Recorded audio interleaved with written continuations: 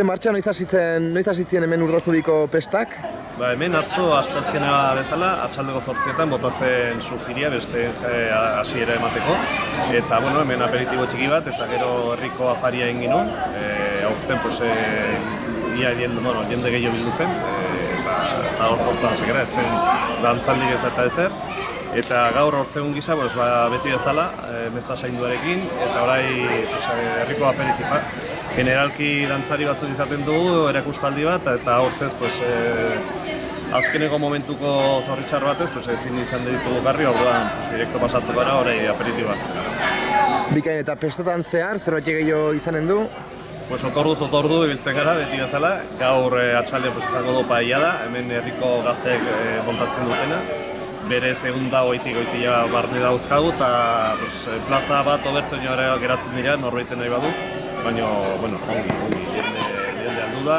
Eta egunero izaten dugu gero kontzertu batzuk, aurriokoak, atxaldeko aurriokoak, puzgarriak, konsolak, alako kart txiki batzuk, aurrendako. Bihar hortzirala bezala izaten dugu herri bazkariak, herriko udaletxeko bazkaria, emakumeen elkarte egiten du bertze bazkari bat, gazte egiten dute bertze bazkari bat, eta gero atxalde giroan elkartzen gara berriz hemen plazan sagardotei mugikor batekin. Pintxo batzuk hartu, indarra berritu, eta atxean gazteek kontzertuak, hiru talde eta gero disokei bat, bilei bat. Eta lagun bata beti izaten da, egunik kontentena. Goizetan aurriokoak eta hori egunero bezala, eta zigiro jatea. Zigiro jateekin gero txaranga bat eta gauza horiek, zinger jatea gero berriz indarroz beritzeko, eta xabaltzen kontzertu bat atxean. Eta igandean, goizean lagun bateko eguna potente izaten baita, beste ondo pasteko goizean lasai, bakorra intzala berak nahi duena. Eta atxaldean, pilota partido bat, Mikel Goñi bigarrena ekarri behar dugu, Xala, Pascual eta Azantzarekin.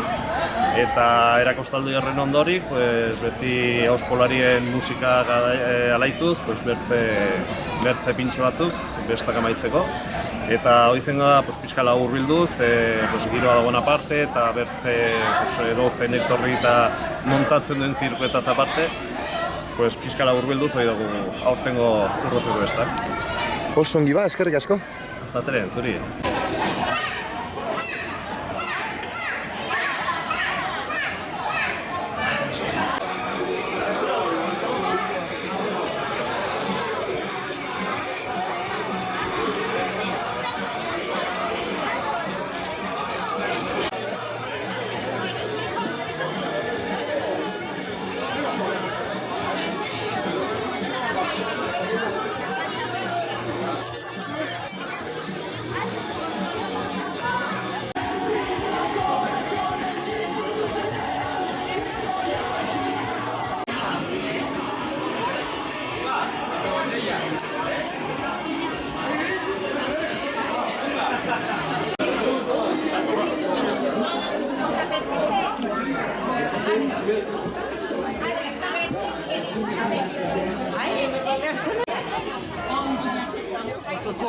Ça va?